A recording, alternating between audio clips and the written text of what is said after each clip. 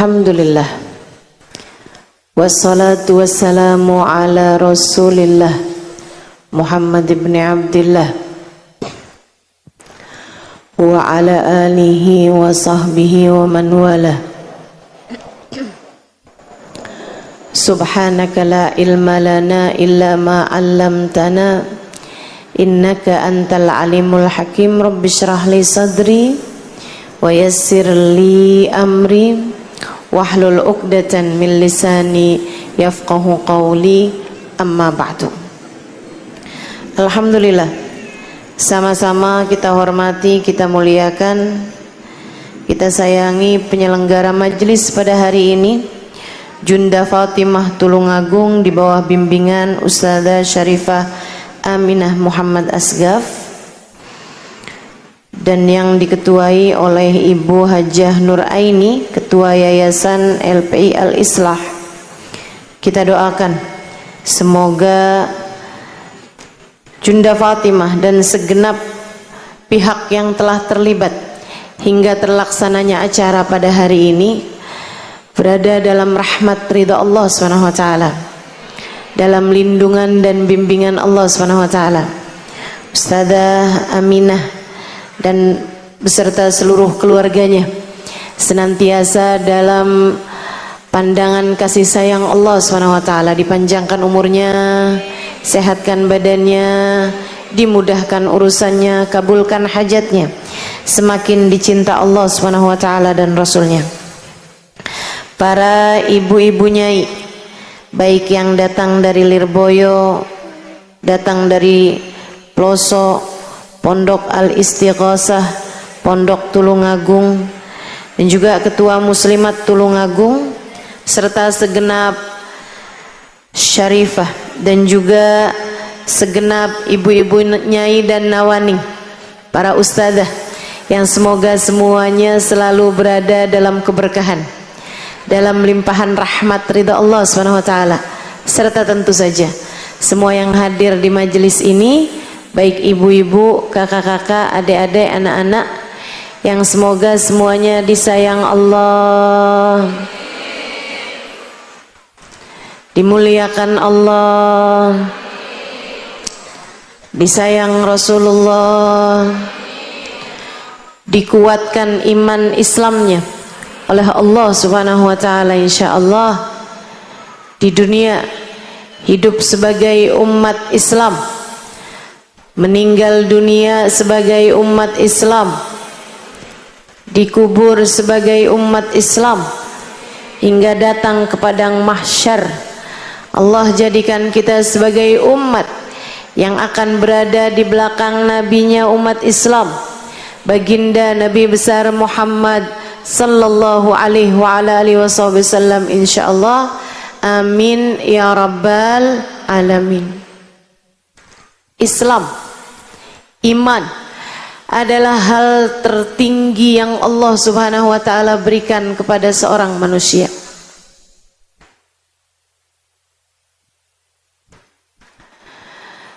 Dan kita harus minta terus kepada Allah agar ditetapkan iman Islamnya. Ya muqallibal qulub, tsabbit qulubana ala dinik.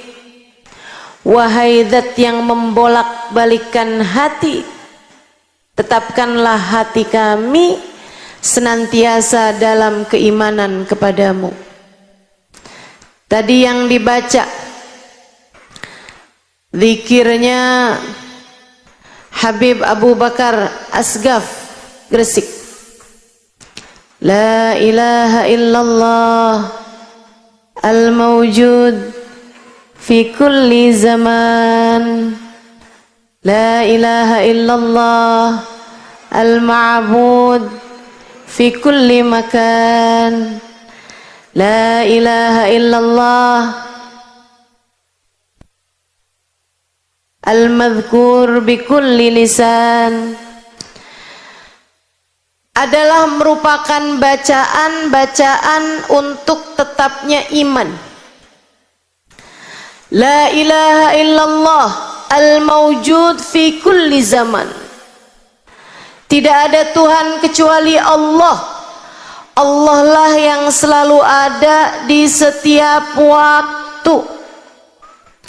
Al-ma'bud fi kulli makan, yang disembah di setiap tempat. Binatang menyembah Allah SWT. Para malaikat menyembah Allah SWT. Hanya manusia dan jin yang kemudian menjadi terbawa hawa nafsu, mengikuti bisikan-bisikan setan hingga teralihkan dari keimanan. Bu, Kak, Dek, sebelum kita ada di atas muka bumi ini, ruh kita sudah Allah Subhanahu wa ta'ala ciptakan sebelum diciptakannya jasadnya Nabi Adam 2000 tahun. Alam durrah insaniyah, alam benih manusia, ciptakan semuanya. Semua manusia dari zaman Nabi Adam sampai zaman yang terakhir dicipta Allah Subhanahu wa ta'ala secara berbarengan. Jadi kalau bicara umur kita ini berbeda-beda kalau umurnya badan. Tapi kalau umurnya ruh kita sama nenek kita, ama kakek moyang kita tuh umurnya sebaya semua.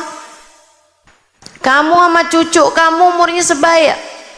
Umurnya ruh di alam durrah insaniyah. Saat itu Allah Subhanahu wa ta'ala mengumpulkan segenap ruh yang telah diciptakannya. Kemudian Allah bertanya kepada mereka, alastu birabbikum, bukankah aku adalah Tuhan kalian? Qalu bala. Semuanya menjawab, iya ya Allah, Engkau adalah Tuhan kami. Saya baca sebuah hadis, kalau saya tidak salah ingat, di kitab Al-Anwar Al-Muhammadiyah, yang mana guru saya Sayyidil Habib Umar bin Hafid mengatakan, ini karena saya yakin yang hadir di sini banyak perempuan-perempuan yang bisa baca kitab kuning, kitab gundul, saya sampaikan ini. Guru saya Sayyidil Habib Umar bin Hafid mengatakan, man arada nurun nabawi fa'alaihi bil anwaril muhammadiyah. Siapa yang kepengen dapat cahayanya Nabi Muhammad, pengen terang dengan cahayanya Nabi Muhammad, silahkan baca kitab Al-Anwar Al-Muhammadiyah. Saya baca di dalam kitab tersebut, sekali lagi kalau ingatan saya tidak salah ya, mohon maaf nih, bersama dengan usia yang semakin bertambah, memori juga sepertinya mulai melemah. Kayak handphone aja kan, kalau udah yang rada jadulan udah agak suka ngeheng. Di dalam kitab tersebut Nabi Muhammad menyampaikan salah satu hadis yang dikutip di kitab itu. Kata Nabi Muhammad, ana awwalu man qala bala. Akulah yang pertama kali menjawab ketika Allah Subhanahu wa ta'ala bertanya, alastu birabbikum, bukankah aku adalah Tuhan kalian semuanya? Yang pertama kali menjawab, bala wa rabbina, iya ya Allah, Engkau adalah Tuhan kami, adalah baginda kita Nabi besar Muhammad. Baru kemudian diikuti dengan seluruh umat manusia. Kamu ada di antara mereka. Ruh saya ada di antara mereka semuanya. Karenanya sejatinya semua manusia itu rohnya beriman. Itu naluri dasar manusia. Sebagaimana ada naluri bertahan hidup. Kita kalau lapar, kita akan berusaha bertahan hidup. Yang asalnya nggak suka klepon, depan saya ada klepon. Itu kalau udah lapar banget, asalnya nggak suka juga jadi suka. Makanya kalau bicara doyan nggak doyan, itu sebenarnya adanya di pikiran. Saya nggak doyan bakso, adanya di pikiran. Laperin 2 hari, bakso mana yang nggak dia makan? Naluri bertahan hidup. Semua manusia punya. Naluri melanjutkan keturunan. Makanya ada perempuan yang suka nungguin tetangganya lewat pas hari Jumat jam 11. Mau sholat Jumat nih biasanya. Itu berasal dari insting melanjutkan keturunan. Pengen nikah, pengen punya anak. Manusia normal punya itu. Punya itu. Yang paling tingginya adalah naluri iman. Itu sesuatu yang ada dalam setiap jiwa rohmu. Hanya saja kebanyakan di antara kita terhadap panggilan roh untuk kembali kepada keimanan, banyak di antara kita yang mengesampingkan panggilan tersebut, sibuk sama urusan belanja di Shopee. Pada dasarnya ruhmu selalu memanggil-manggilmu untuk kembali. Kembali kepada apa? Sebenarnya bukan kembali kepada apa, Bu, tapi kembali kepada siapa? Kembali kepada Bala wa Rabbina. Betul ya Allah, Engkau adalah Tuhan kami. Ruh kita memanggil untuk kembali kepada La ilaha illallah Muhammad Rasulullah. Ruhmu memanggil-manggil terus. Makanya ada yang bilang, Ustazah, kok saya belakangan gelisah ya? Kok saya nih beberapa tahun terakhir ini hati saya kayak hampa ya? Imamul Haddad menyebutnya sebagai ba'is. Meskipun banyak orang zaman sekarang menyebutnya sebagai anxiety. Kena mental. Saya sepertinya perlu healing. Bukan. Kamu bukan perlu healing. Kamu nggak perlu jalan ke sana kemari. Yang minta dipuaskan bukan badanmu. Yang minta disembuhkan bukan mata telingamu. Yang minta dibawa pergi bukan kakimu. Yang minta dibawa sebenarnya adalah rohmu Dia memintamu untuk membawa ruhmu kembali kepada Allah, kembali kepada bala wa rabbina. Betul ya Allah, Engkau adalah Tuhan kami. Ruhmu rindu kepada Allah, ruhmu rindu kepada iman, ruhmu rindu kepada rasa saat ia menunduk dalam kepada Allah subhanahu wa ta'ala. Maka kalau ditanya siapa orang yang hidupnya paling bahagia, siapa? Jawabannya adalah hati yang selalu mengingat Allah Tuhannya. Yang paling bahagia hingga enggak kenal penyakit mental. Yang hidupnya paling bahagia hingga enggak terkena yang orang sebut sekarang di zaman sekarang, fenomena zaman akhir yang biasa disebut dengan nama mental illness. Ini yang selamat dari hal-hal yang semacam ini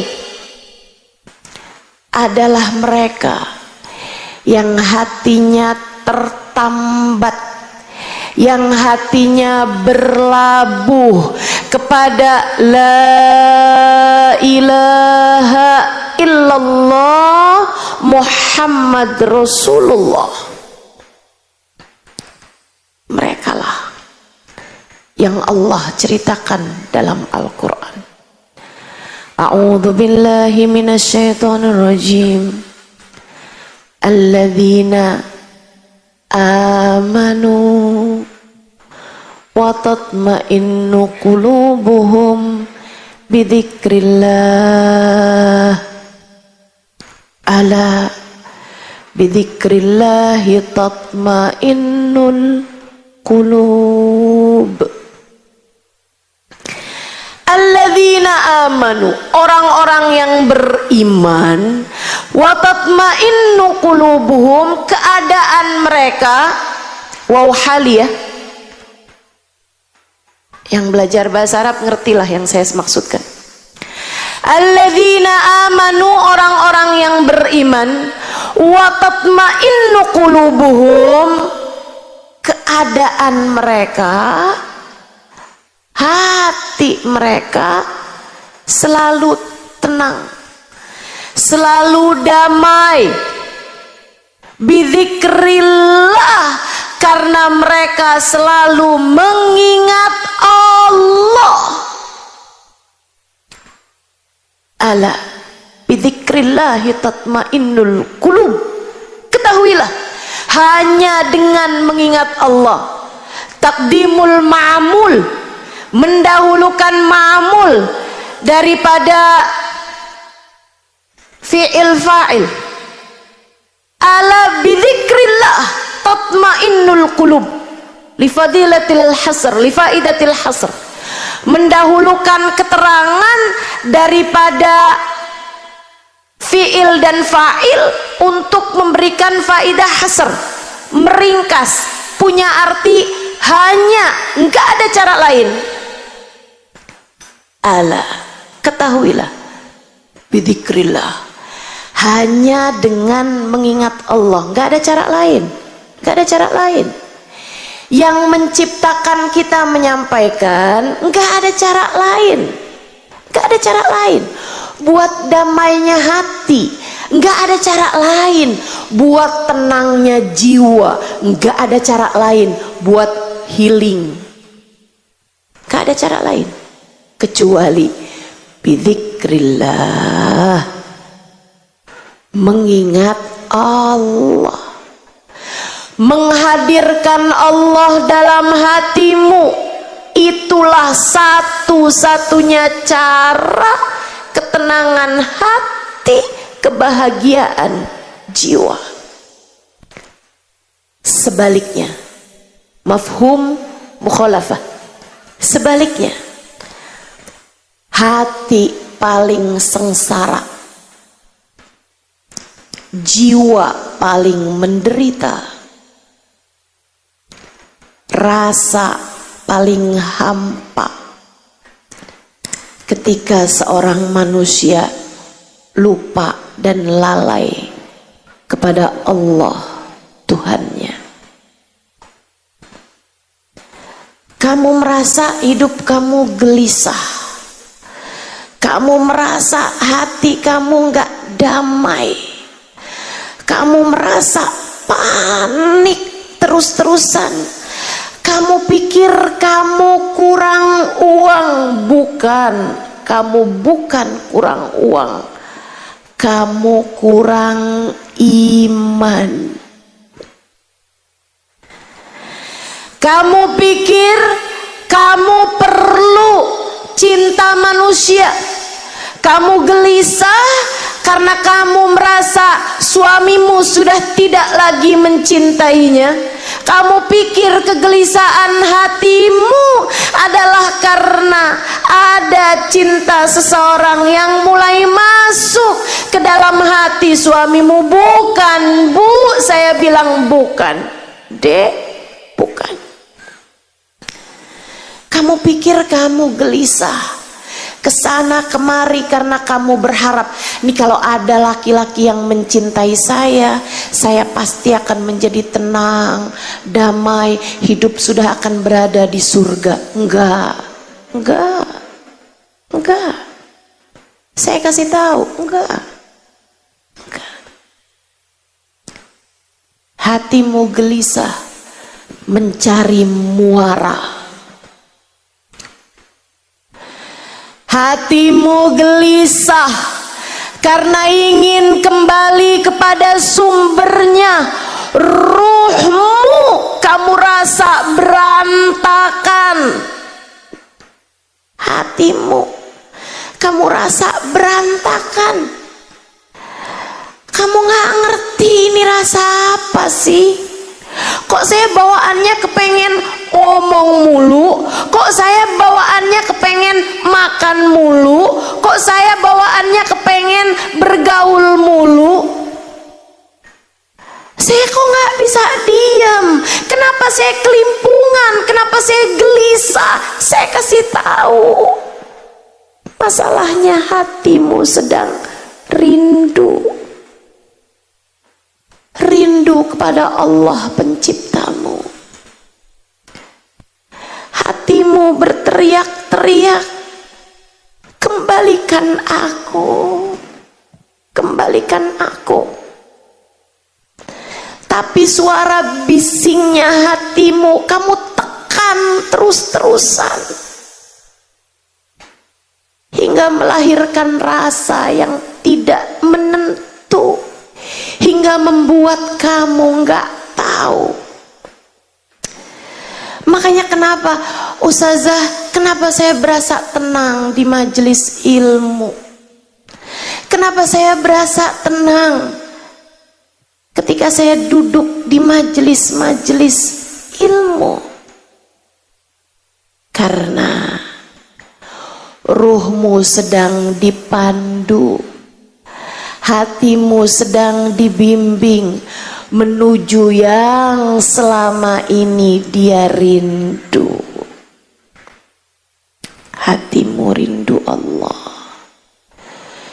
jiwamu rindu bala warabbina.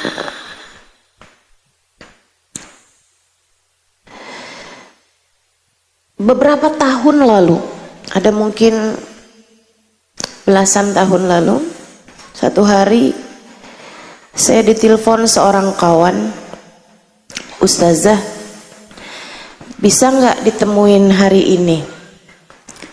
Kesian Ustazah, ada kawan saya sedang dalam keadaan darurat. Saya pikir darurat apa? Dia bilang, kawan saya Ustazah mau masuk Islam lagi.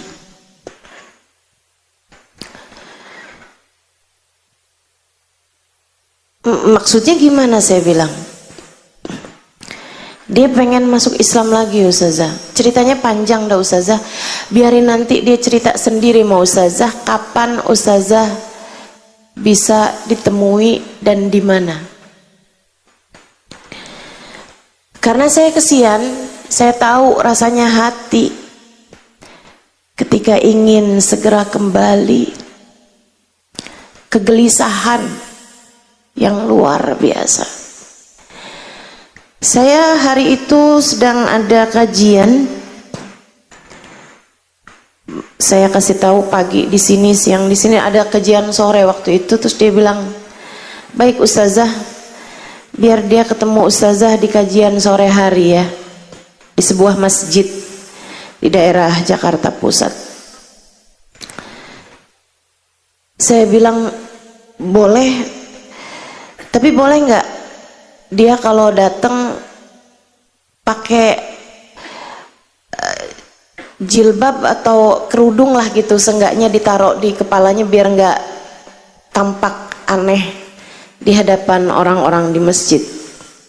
Dia bilang baik Ustazah, saya sampaikan.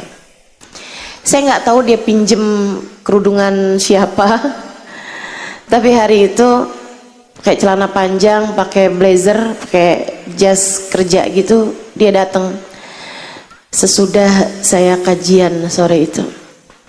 Dia cerita, dengerin biar kamu ngerti keadaan jiwamu, biar kamu kenal sama dirimu. Dia bilang, Ustazah, saya punya suami, saya punya anak, semua keadaan baik-baik aja. Saya punya pekerjaan mapan, saya punya cukup uang, saya punya rumah, saya punya cukup tabungan. Dia bilang, tapi Ustazah, belakangan ini saya hampir beberapa bulan ini nggak bisa tidur kecuali dengan minum obat tidur. Air mata saya Ustazah kayak ada kerannya. Mata saya kayak ada kerannya. Tiap lihat orang nangis, tiap lihat anak saya nangis, tiap apa nangis, saya gelisah enggak karuan. Sampai suami saya bawa saya ke gereja Kristen mereka ya. Dia bilang bawa saya menuju ke orang-orang yang diharapkan bisa menyembuhkan, dari mulai psikolog, psikiater. Gak ada Ustazah, gak ada yang berhasil. Dia bilang, tapi ada satu waktu saya nangis. Saya kadang Ustazah kalau nangis sampai meringkuk di lantai. Suami saya itu sampai gak tega gitu ngelihat saya. Dia bilang, yuk bangun, naik tempat tidur deh, naik ke tempat tidur. Saya nangis gelisah setengah mati. Saya teriak. Saya nggak ngerti apa yang terjadi sama diri saya. Saya sampai bilang sama suami saya, bawa deh saya kemana, sembuhkan saya. Dia bilang, suami saya bawa saya kesana kemari. Tapi nggak ada yang berhasil. Satu hari Ustazah, saya lagi duduk di sofa, gelisah, saya nangis terus. Saya nggak ngerti apa yang terjadi sama saya. Saya kemudian mulai berdoa, Tuhan selamatkan saya,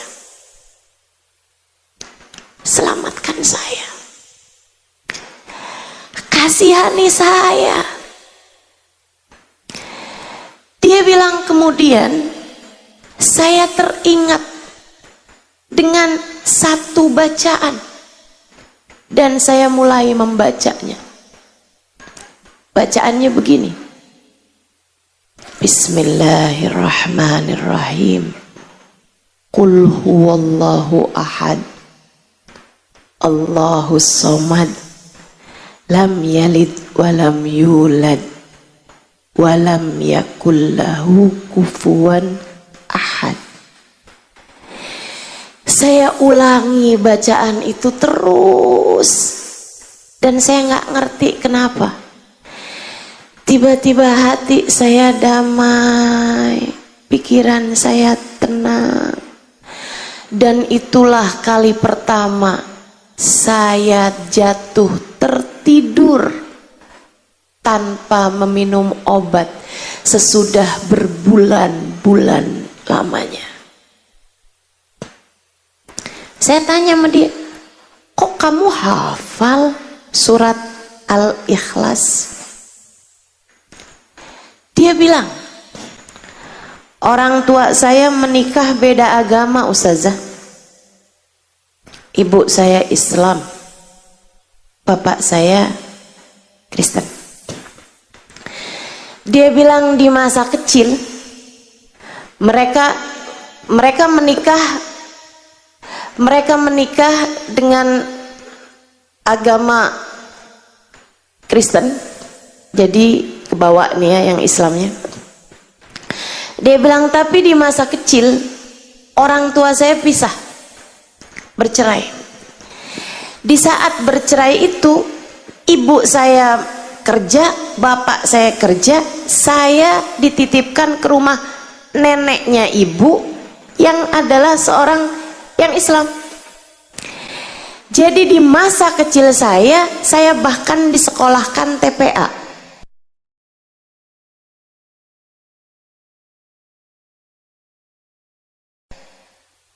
Neneknya Islam, sekolah TPA.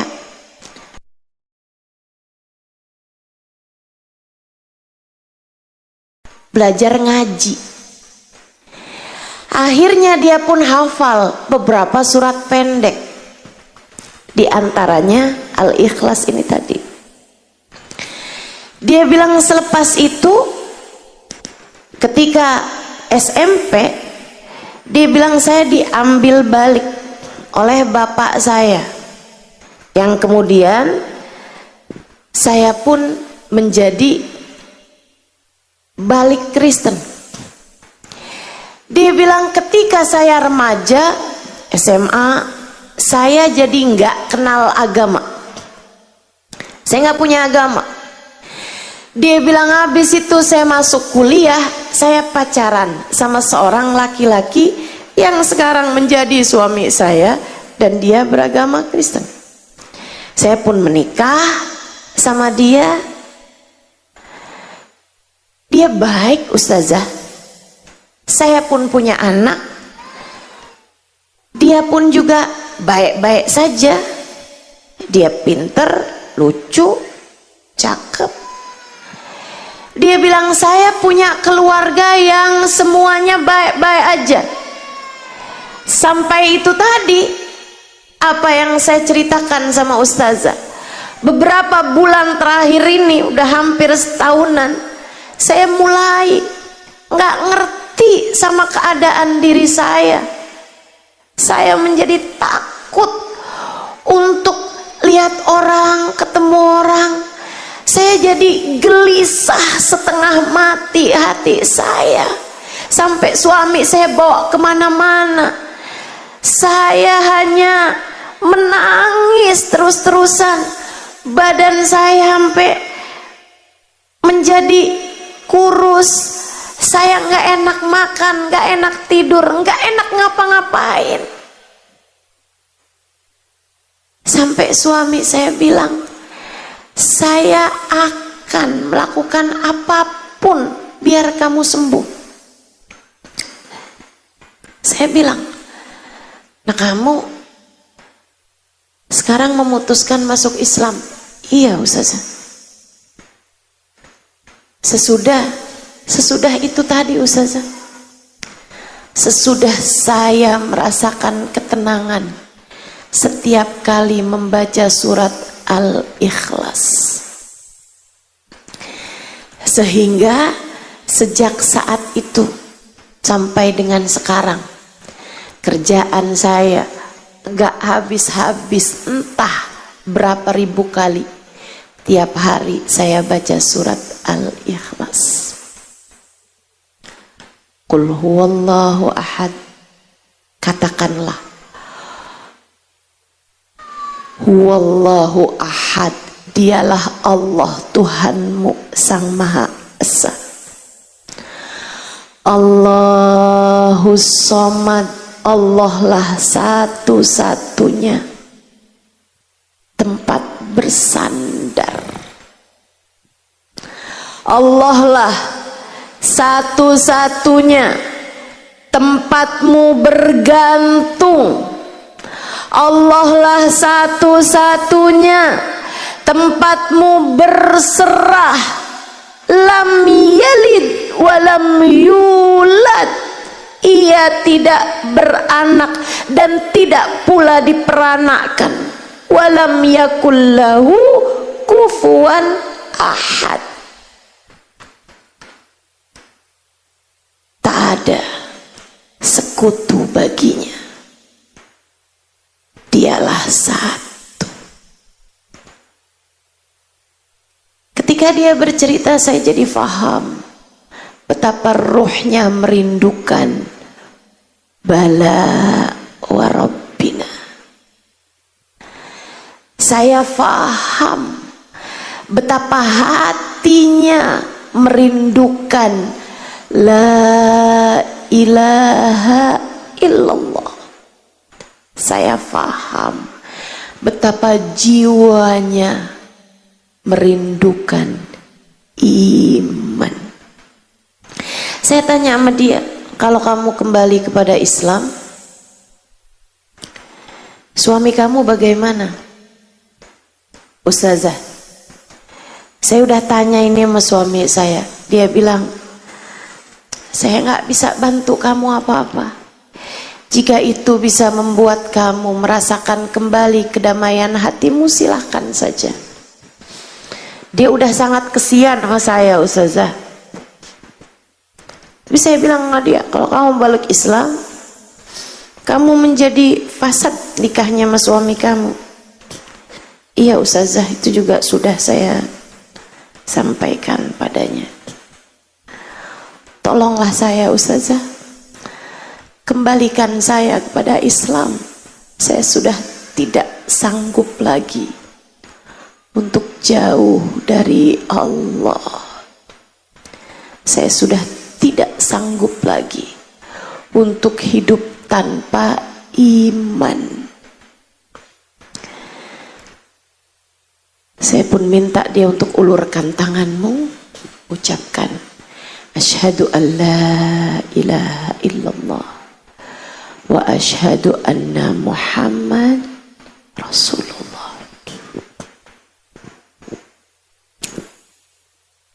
Biar kamu tahu, saya ceritakan ini biar kamu tahu, biar kamu ngerti.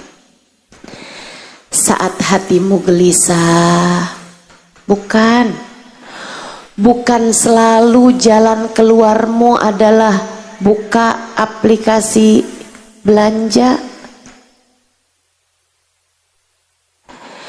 Biar kamu tahu, hari-harimu itu ketika kamu lagi merasa nggak tenang, ketika kamu lagi merasa kenapa nggak enak perasaan, ketika kamu lagi merasa dongkol, marah, kesel, nggak selalu jawabannya adalah kamu jalan-jalan, kamu bergaul, kamu ketemu si ini, kamu ketemu si itu, atau buru-buru kamu buka YouTube, kamu buka apapun HP-mu misalnya. Enggak gitu.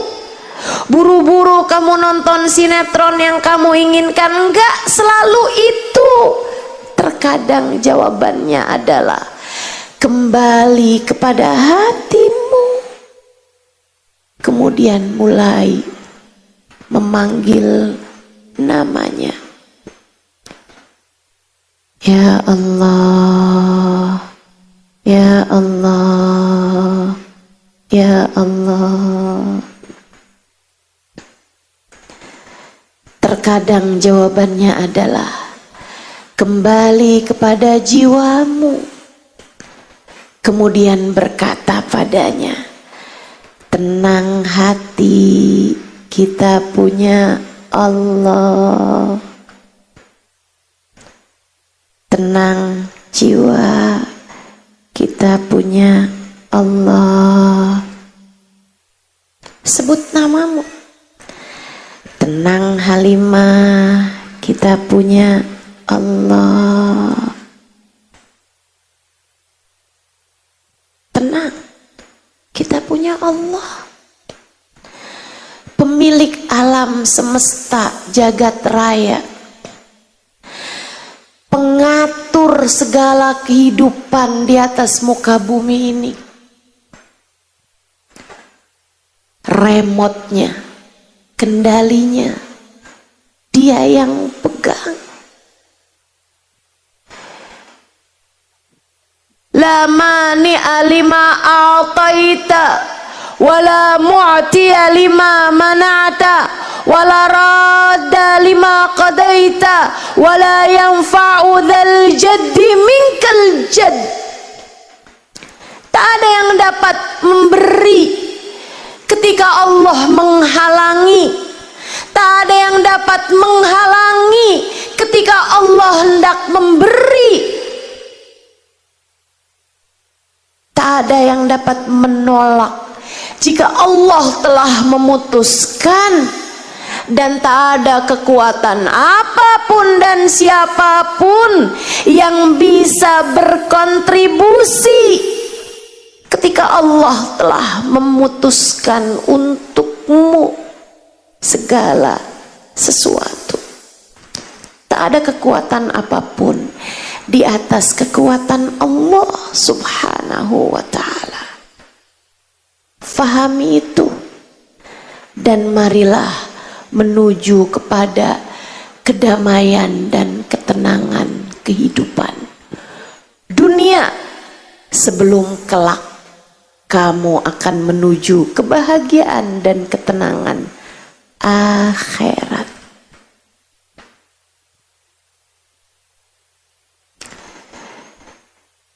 Saudaraku sekalian, setahun lalu saya ada pergi ke Jepang menghadiri undangan dari kawan-kawan kita yang ada di sana. Ada satu majelis, kalau saya nggak salah ingat, di Osaka. Ada seseorang memberitahu sebelumnya, bertanya, "Ustazah, jika majelismu dihadiri orang yang belum Islam, karena dia tertarik Islam, bolehkah?" Saya bilang, tentu saja. Silahkan hadir.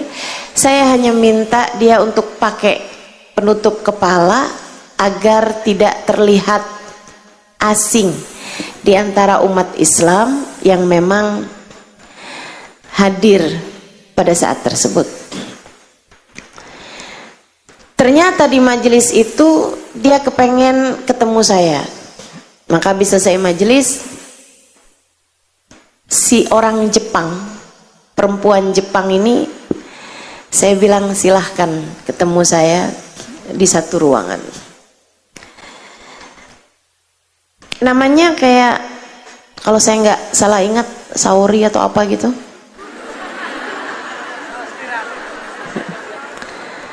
Iya ya. Cuman waktu pertama kali dengar namanya tuh saya nggak ketawa karena saya nggak tahu itu nama merek.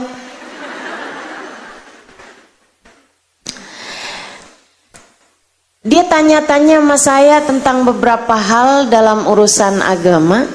Saya jawab. Kemudian saya tanya sama dia, putih, sipit, Jepang. Saya tanya sama dia, jadi kamu tertarik sama Islam? Dia bilang, kamu percaya sama Allah? Kamu percaya bahwa Allah mengutuskan seorang manusia penyampai agama ini bernama Nabi Muhammad? Iya. Saya bilang, kalau gitu kamu sebenarnya udah Islam. Kamu sebenarnya udah Islam, cuman kamu kurang syahadat aja gitu. Gimana kalau saya syahadatkan kamu gitu? Dia sepertinya tertarik, tapi dia bilang, cuman masalahnya saya pasti bakalan ditentang sama orang tua saya. Sementara Islam kan nyuruh kita bakti sama orang tua, bukan? Saya bilang iya. Terus gimana caranya? Saya bilang kamu masuk Islam aja, tapi kamu nggak perlu kasih tahu orang tua kamu. Emang boleh begitu? Boleh. Islam soal rasa hati, Islam soal iman, dan iman letaknya di dalam hatimu.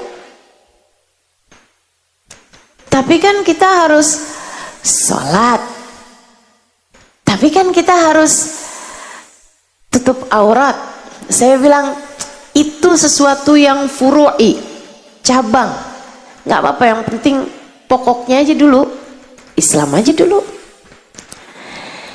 Tapi di masa-masa ini, sebelum kamu kasih tahu orang tua kamu bahwa kamu masuk Islam, kamu hanya perlu untuk semakin baik sama orang tua kamu, sebab Allah menyuruh kamu begitu. Kamu harus tambah bagus ngomongnya sama orang tua, tambah baik sikapmu sama orang tua, tambah sayang sama orang tua, harus tambah lebar senyum kamu di hadapan orang tua. Oh begitu? Iya. Sampai nanti kalau satu hari orang tua kamu tahu kamu Islam, kamu hanya perlu bilang, ibu, bapak, sebenarnya saya sudah Islam dari setahun yang lalu. Dan bapak ibu tentu tahu bahwa Islam menjadikan saya semakin baik kepadamu. Saya yakin saat itu mereka sudah tidak akan lagi keberatan dengan agama baru kamu. Oh begitu ustazah, baiklah. Teman-teman, saya pun mentalkinkan dia untuk masuk ke dalam agama Islam. Dan ini yang saya mau cerita sama kamu. Saya pegangi tangannya, saya minta dia ikutin saya. Asyhadu, asadu, an, la ilaha, illallah, wa asyhadu,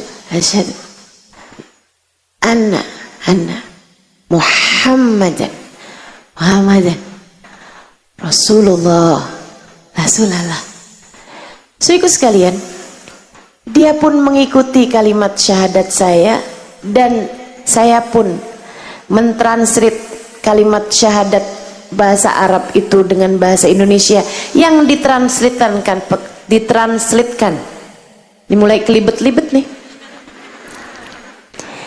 Ditranslatekan ke dalam bahasa Jepang.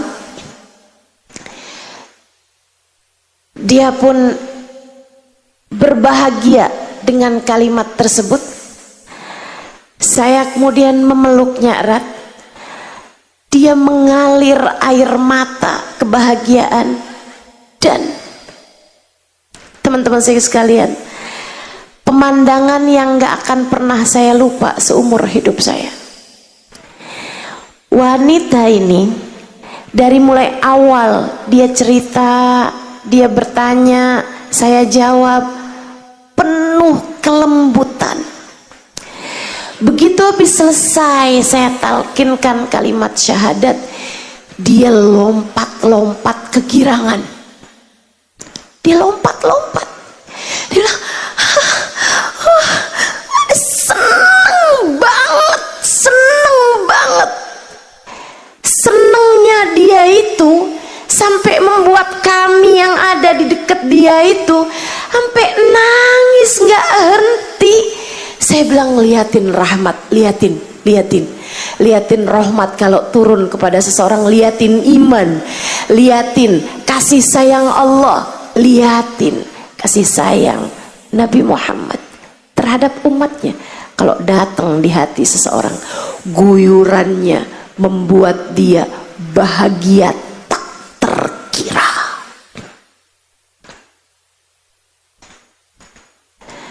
Makanya saya nggak aneh sama kamu ketika hadir di majelis ilmu, hadir di tempat yang semacam ini, senengmu luar biasa. Saya malah justru aneh kalau ada di antaramu hadir majelis ngobrol sama tetangganya, sibuk sama HP-nya. Saya aneh. Kesiannya hatimu bahkan sampai udah enggak tahu lagi rasanya rahmat. Kesiannya bahkan hatimu udah enggak kenal lagi sama rasanya guyuran cinta dari Allah Subhanahu wa ta'ala. Kamu sampai udah nggak kenal lagi. Saya nggak aneh kalau di majelis ada yang senderan kemudian terkantuk ketiduran. Bisa jadi rahmat yang turun sampai membuat lehermu berat. Bisa jadi Allah menyebutnya amanatan nu'asan, amanatan nu'asan yaghsha ta'ifatum minkum. Kata Allah Subhanahu wa ta'ala, terkadang Allah menyebut kantuk sebagai sebuah kedamaian. Orang kalau nggak damai hatinya nggak bisa tidur. Saya nggak heran sama yang di majelis ngantuk. Saya heran sama yang di majelis sibuk dengan hal yang lain, padahal Allah atau Rasulnya sedang diceritakan kepadanya. Hatimu ternyata terlalu menderita. Jalanmu ternyata sudah ngeberangsak. Bisa jadi jalan hatimu sudah tersesat agak jauh sehingga kesulitan untuk kembali pulang. Tapi nggak apa-apa, kamu hadir di sini karena rindu kepada jalan pulang. Iman menenangkan, iman membahagiakan, iman selalu dapat menjadi senjata terkuat bagimu menghadapi berbagai macam ujian dan tantangan hingga akhir zaman. Tapi saya kasih tahu, imanmu la ilaha illallah enggak sempurna tanpa Muhammadur Rasulullah. Ia adalah dua kalimat syahadat tak bisa terpisahkan. Kamu bahkan tak bisa sampai kepada Allah kecuali lewat jalannya Rasulullah. Kamu nggak akan bisa merasakan manisnya la ilaha illallah tanpa melewati Muhammadur Rasulullah. Seperti ucapan guru saya Hubaba Bahiyah, seperti ucapan guru saya Hubaba Bahiyah ketika saya membahas tentang sholat khusyuk. Saya diundang oleh beliau untuk memberikan kajian kurang lebih 2 minggu di madras yang beliau bangun, di majelis taklim yang beliau bangun khusus perempuan untuk negeri beliau Salalah di negara Oman tahun 2003. Saya diundang. Iya betul, tahun 2003. Mungkin kamu ada yang belum lahir bahkan. Saya sudah mengajar tahun itu, teman-teman. Jadi saya ini sudah sangat tua sebenarnya, ya, walaupun penampakannya kayaknya agak cukup muda. Saya udah cukup tua. Tahun 2003 saya udah diundang oleh Hubabah Bahiyah untuk memberikan pelajaran di kota Salalah, Oman, mengajar di madras yang beliau bangun di kota Salalah. Satu hari di hadapan perempuan-perempuan Salalah ini, saya memberikan kajian tentang sholat khusyuk. Di samping saya Hubabah Bahiyah, menyenangkan mengajar. Di sampingnya ada guru saya, Hubabah Bahiyah, seorang perempuan solehah, bahkan beliau adalah gurunya guru saya, Hubabah Nur.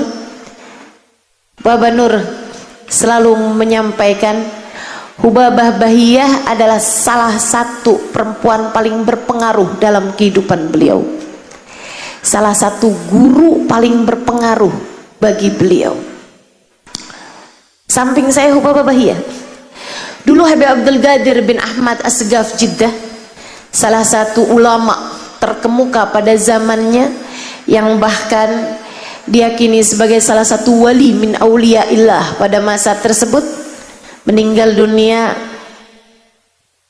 mungkin sekitar 19-18 tahun yang silam. Habib Abdul Qadir bin Ahmad Asgaf mengatakan tentang sosok Hubabah Bahiyah, ma fi fid dunya mithal Bahiyah. Di zaman sekarang ini nggak ada perempuan setara Hubabah Bahiyah. Beliau di samping saya kala itu. Hari-hari yang membuat saya berasa sudah di surga sebelum, semoga Allah masukkan saya ke dalam surga.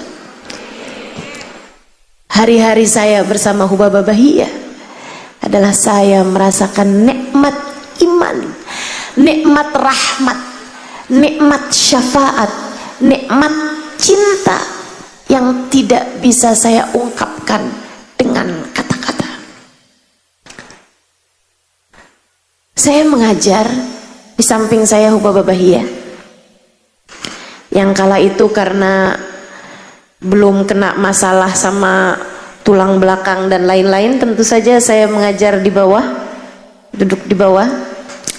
Nah ini maafkan saya nih, tahun-tahun belakangan ini saya harus pakai kursi, bantalnya juga jadi banyak, pesen dokter. Mudah-mudahan Allah sehatkan lahir batin, amin. Saudaraku sekalian, saya mengajar tentang sholat khusyuk. Saya ceritakan khusyuknya sholatnya Habib Abu Bakar As-Sakran, Syekh Abu Bakar As-Sakran, yang sholat sambil dioperasi karena ada penyakit di punggung beliau yang membuat harus operasi. Tapi ketika beliau diberikan segelas minuman keras, khamr, beliau menolaknya. Syekh, nggak kuat operasi Syekh kalau engkau sadar. Buat bikin kau nggak sadar, kau harus minum segelas khamr ini, minuman keras ini. Syekh Abu Bakar As-Sakran, beliau mengatakan, saya kepengen saya sembuh biar saya bisa taat sama Allah. Saya nggak mau nyari sembuh dengan jalan bikin dosa sama Allah, minum minuman keras. Ini fungsinya apa? Fungsinya biar bikin kau nggak sadar. Saya, oh gampang, saya kalau lagi sholat saya nggak sadar apa-apa. Maka mulailah beliau dioperasi dalam keadaan beliau sholat sunnah. Pagi-pagi duha, Beliau hadap kiblat, udah pakai pakaian yang gampang dibuka dari belakang. Beliau kemudian memulai sholatnya. Dokter-dokter pun mulai operasinya. Sampai selesai sholat, beliau malah justru nggak sadar. Beliau bilang sama para dokternya, kalian kenapa nggak nurut? Operasiin tadi tuh waktu saya sholat. Kata dokter, udah selesai Syekh operasinya. Udah selesai. Jadi itu teman-teman, kulitnya dirobek, diambil penyakitnya, digunting, dijahit, nggak pakai bius, cukup dengan sholat. Jauh banget sama sholat kita.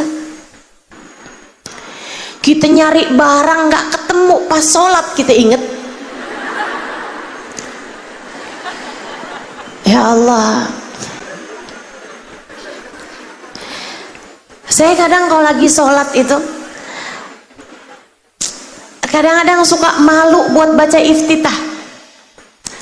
Ya Allah, ini apa nggak dihitung bohong ini ya sama Allah.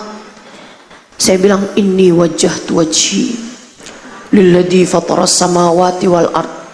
Ya Allah, saya hadapkan diri saya kepadamu ya Allah, penguasa langit dan bumi.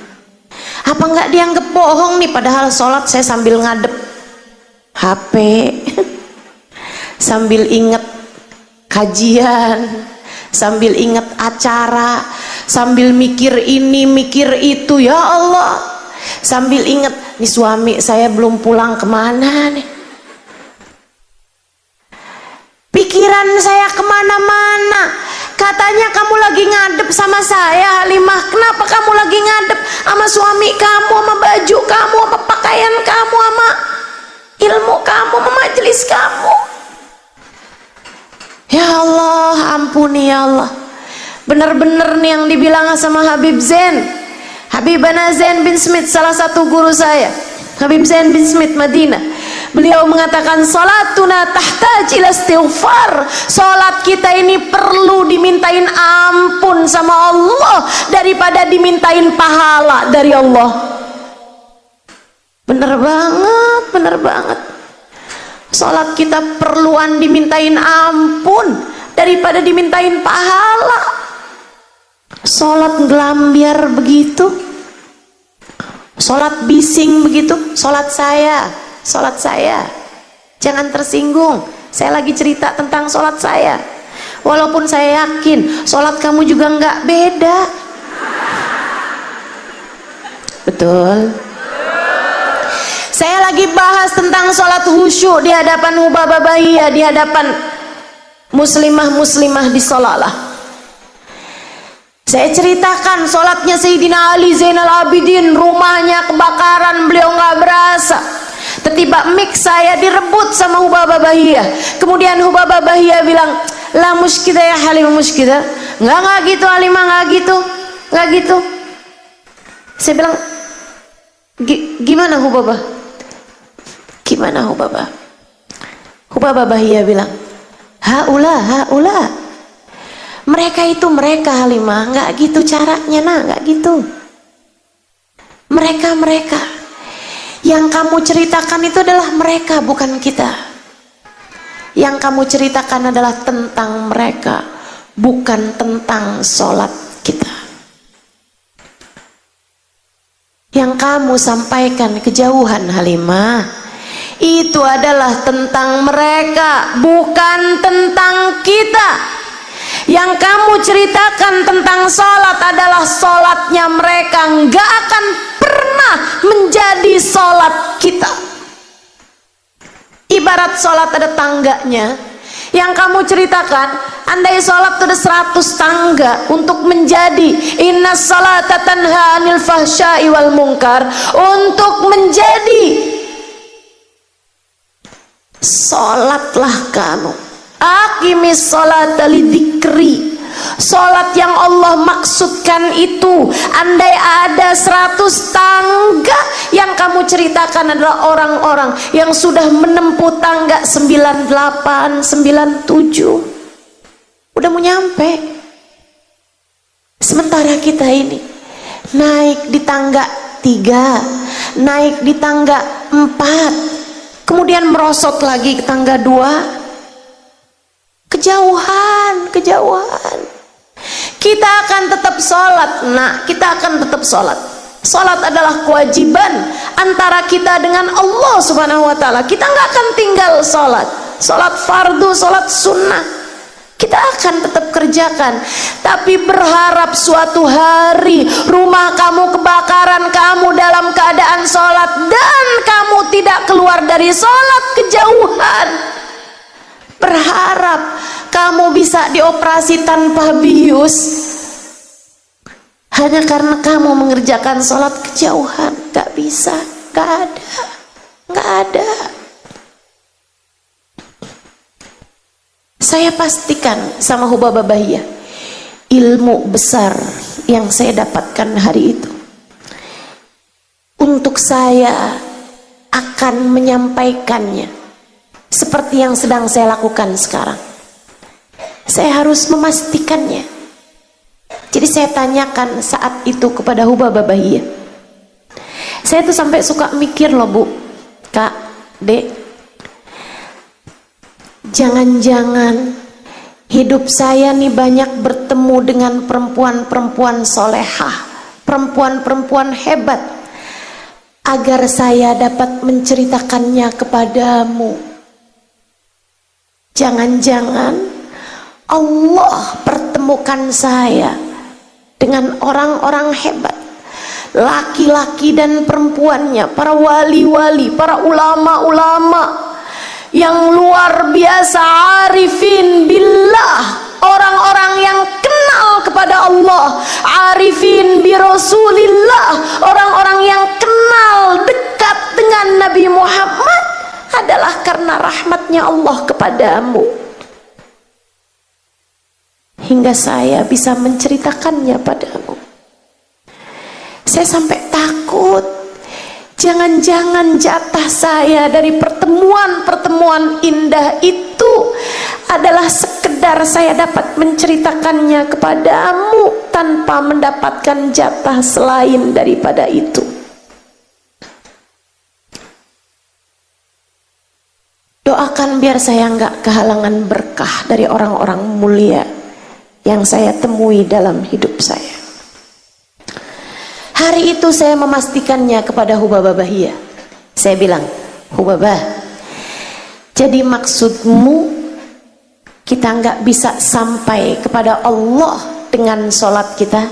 Iya, kata beliau, kita lan nasil ilallah bisolatina, kita nggak akan pernah bisa sampai kepada Allah dengan sholat kita.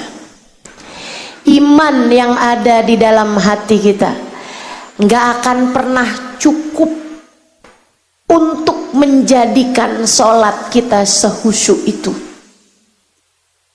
Bukankah iman ada kadarnya? Iman kita nggak akan bisa nyampe, kata Hubabah Bahiyah, untuk bikin sholat kita sehusyuk itu, senikmat itu, nggak bisa.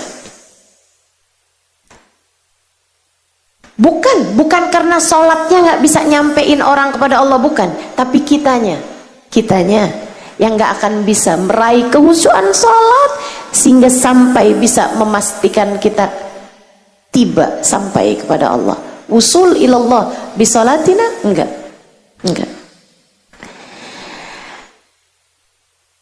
Terus Hubabah, saya tanya lagi, Hubabah, kalau memang kita nggak bisa sampai kepada Allah dengan sholat kita, kita sampainya kepada Allah dengan apa? Apa nih yang bisa jadi tali menyampaikan kita kepada Allah? Apa nih sambungan, link yang bisa bawa kita kepada Allah Subhanahu wa ta'ala? Hubabah Bahiyah tersenyum. Arifah billah, arifah bi Rasulillah, orang dengan tingkat keimanan yang luar biasa ini mendidik saya, mendidikmu, umat zaman akhir, Beliau mengatakan, ya Halimah, ma'ana nabi ya khair nabi. Wahai Halimah, alhamdulillah nak, kita punya Nabi Muhammad, seindah-indah Nabi, andalan kita, aqrabun nas ilallah, manusia paling terdekat dengan Allah, orang dalam kita di sisi Allah, manusia paling tercinta di sisi Allah. Dia adalah seseorang di tingkat tertinggi kedekatan dengan Allah, manusia dengan tingkat keimanan paling tinggi di sisinya. Wasilah kita ilallah, perantara kita kepada Allah, jalan kita kepada Allah. Saya ingat ucapan Sayyidina Syekh Abdul Qadir Al-Jailani, tuftu masyarikal ardi wa magharibiha, durtu masyarikal ardi wa magharibiha, fama ajid baban lil wusuli ilallah ghaira babi Sayyidina Muhammad. Saya berputar, saya mengelilingi bumi dari barat hingga timurnya. Saya tidak mendapati pintu untuk bisa sampai kepada Allah selain pintunya Nabi Muhammad, selain pintunya Nabi Muhammad. Ya Imam ar-Rusli sanadi anta babullah wa fi dunya akhirati ya Rasulullah.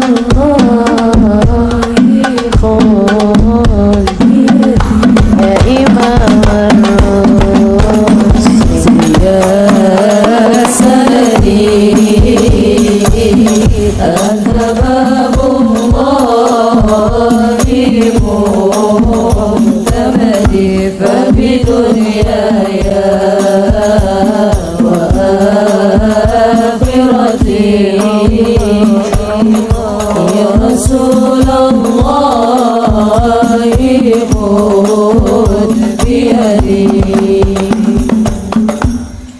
ya Imam ar-Rusli, wahai pemimpin para rasul, ya sanadi, wahai harapan kami, pegangan kami, ya Imam ar-Rusli, ya sanadi, anta babullah, engkau adalah pintu menuju Allah. Mu'tamadi, engkau adalah sandaran kami, harapan kami. Fa fi dunyaya wa akhirati, maka untuk duniaku dan untuk akhiratku, ya Rasulullah, wahai Nabi Muhammad, khud biyadi, tolong selamatkan aku, ambillah uluran tanganku, aku tenggelam tanpamu. Hubabah Bahiyah bilang, alhamdulillah Halimah, kita punya Nabi seindah-indah Nabi, manusia terdekat di sisi Allah, manusia yang telah sampai kepada Allah. Dia penuh cinta, dia penuh sayang kepada kita umatnya. Kamu hanya perlu terus-terusan memanggil-manggilnya. Kamu hanya perlu terus-terusan mengetuk-ngetuk pintunya. Kalau kamu terus melakukannya dalam hidupmu, Dia kelak akan menaruh rasa padamu. Dia akan membukakan pintu untukmu. Jika itu terjadi, akan diraihnya uluran tanganmu, dibawanya kamu menuju Allah. Cara kita sampai kepada Allah, cara kita, iman kita bisa raih lewat Rasulullah. Karena la ilaha illallah tak akan bisa dianggap kecuali dengan Muhammadun Rasulullah. Dan saya adalah santri yang baik. Saya pembelajar yang baik. Saya belum tentu jadi ustadzah yang baik, tapi ketika saya jadi santri yang baik. Saya pun bertanya kembali kepada Hubabah Bahiyah. Santri yang baik mencari, santri yang baik bertanya, santri yang baik meraih pemahaman ilmu hingga tak tersisa ruang untuk ragu. Hubabah, bagaimana cara saya mengetuk-ngetuk pintu Rasulullah? Bagaimana cara saya memanggil-manggil namanya? Hubabah Bahiyah menjawab, Halimah, cintai Rasulullah sebisamu mencintai seseorang. Kamu pernah cinta nggak sama seseorang yang ngelihat apapun kamu teringat padanya? Pernah Hubabah? Lakukan itu kepada Rasulullah.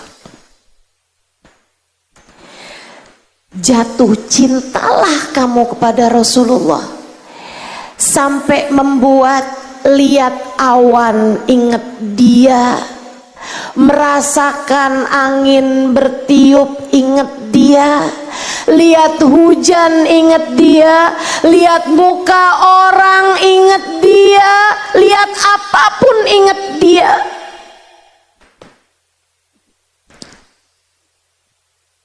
Saat melihat awan, kamu ingat awan itu dulu selalu menaungi setiap kali Nabi Muhammad berjalan. Melihat matahari, kamu ingat anta syamsun, anta badrun, anta nurun fauqa nuri. Melihat hujan turun dengan deras, kamu teringat ucapan para sahabat, juduhu kal matori, kedermawanannya seperti hujan yang deras, kasih sayangnya seperti hujan yang deras.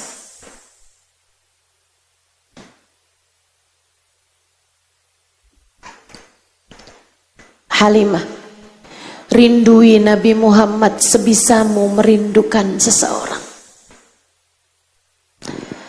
Kamu pernah dalam hidupmu rindu sama orang sampai mengalir air mata kerinduan setiap kali terbayang dirinya? Pernah Hubabah? Lakukanlah itu untuk Nabi Muhammad. Jika kamu berhasil